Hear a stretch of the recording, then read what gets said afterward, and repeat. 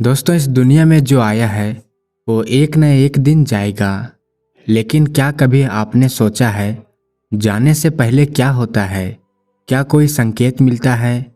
क्या वह खुद जान जाता है कि अब समय आ गया है?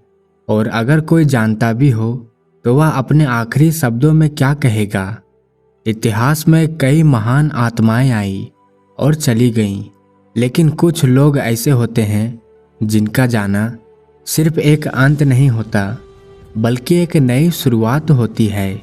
एक ऐसा संदेश छोड़कर जाते हैं जो सदियों तक लोगों का मार्गदर्शन करता है।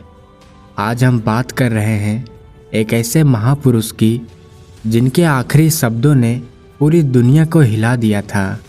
एक ऐसा पल जब चारों ओर सन्नाटा छा गया था। एक ऐसा क्षण जब से घुटनों के बल गिरकर रोने लगे थे। एक ऐसी घड़ी जब पूरा ब्रह्मांड मानो ठहर गया था। क्या आप सोच सकते हैं जब एक इंसान पूरी दुनिया को सत्य, अहिंसा और प्रेम का पाठ पढ़ाता हो, जब उसने जीवन भर सिर्फ दूसरों को मार्ग दिखाया हो, तो उसके अंतिम शब्द क्या होंगे? गौतम बुद्ध। हाँ, वही गौतम बुद्ध जिनकी शिक्षाएं आज भी करोड़ों लोगों को जीवन का सही रास्ता दिखाती है। लेकिन क्या आपको पता है, जब उन्होंने अपनी आखिरी सांस ली तो उनके पास बैठे एक शिष्य ने उनसे ऐसा सवाल पूछा जिसका जवाब हर किसी को जानना चाहिए। उस दिन का सूरज कुछ अलग था।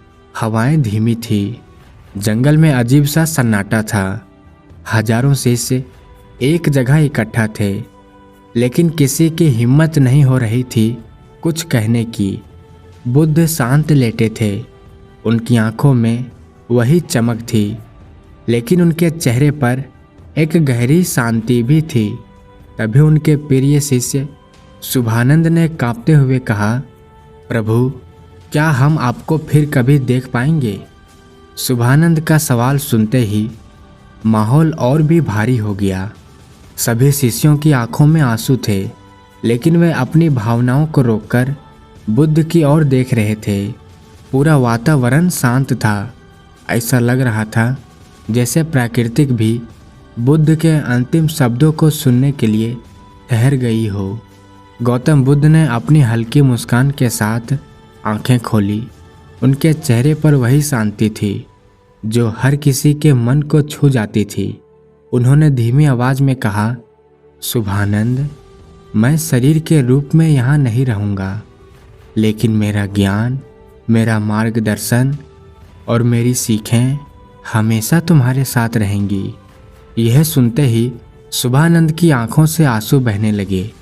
वह बुद्ध के चरणों में गिर पड़ा और रोते हुए बोला, प्रभु, हमने जीवन भर आपसे सीखा है, लेकिन आपके बिना हम क्या करेंगे?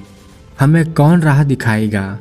बुद्ध ने स्नेहपूर्वक शुभानंद के सिर पर हाथ रखा और बोले, सुनो शुभानंद, और सिर्फ तुम ही नहीं, यहाँ उपस्थित सभी शिष्य और आने वाली पीढ़ियाँ भी इस सत्य को ध्यान में रखें।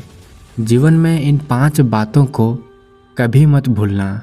यही मेरा अंतिम उपदेश है। नंबर 1, माँ और पिता का अपमान मत करना। आजकल लोग माता पिता को बोझ समझने लगे हैं। वे उन्हें घर से निकाल देते हैं, अपमानित करते हैं और उन्हें तिरस्कार से देखते हैं। लेकिन शुभानंद, याद रखना, माता पिता ईश्वर से कम नहीं होते। जिस दिन कोई इंसान अपने माता पिता को छोड़ देता है, उसी दिन उसका भाग्य भी उसे छोड़ देता है। जो माता पिता की सेवा करता है उसे संसार की कोई शक्ति हरा नहीं सकती, लेकिन जो माता पिता को दुखी करता है उसका जीवन खुद ही एक नर्क बन जाता है।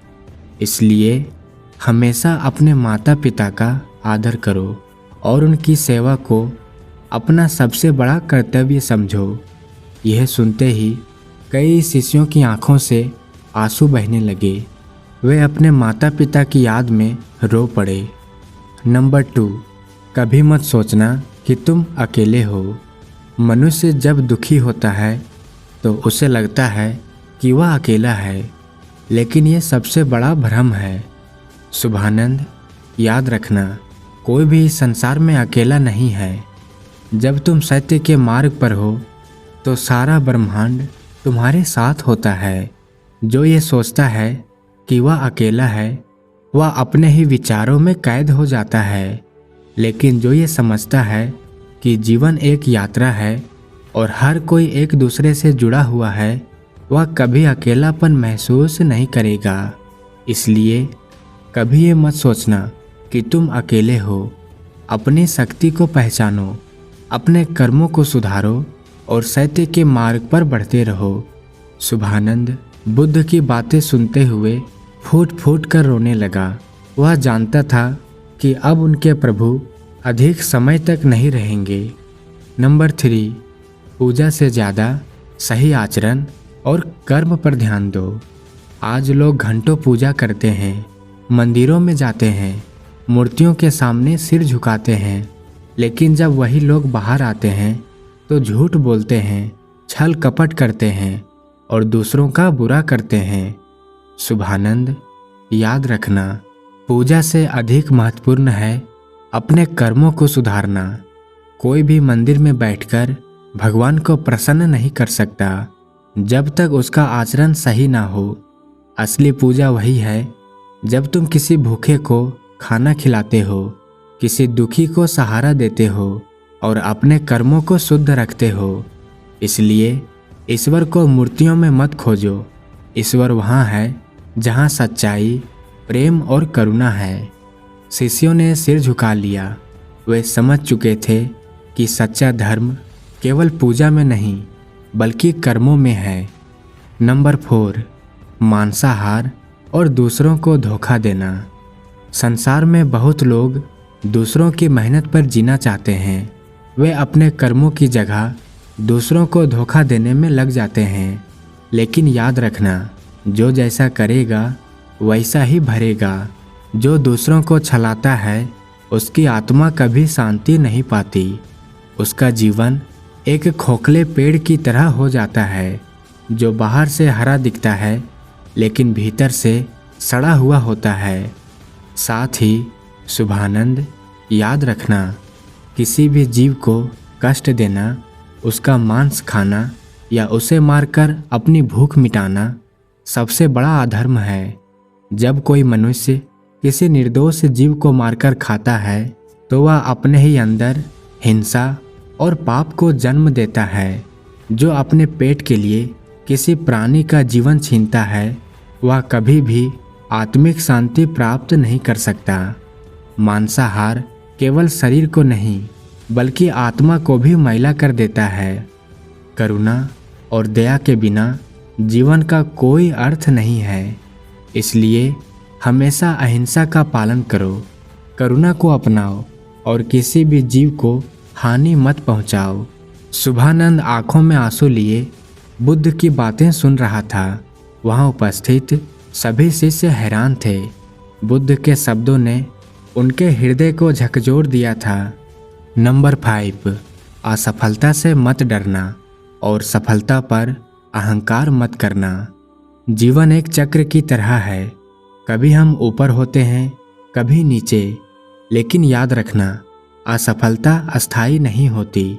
जब भी असफलता मिले हार मत मानो, गिरने से मत डरो, क्योंकि जो गिरकर भी उठता है वही सच्चा विजेता होता है। और जब भी सफलता मिले अहंकार मत करना, क्योंकि यही समय सबसे खतरनाक होता है।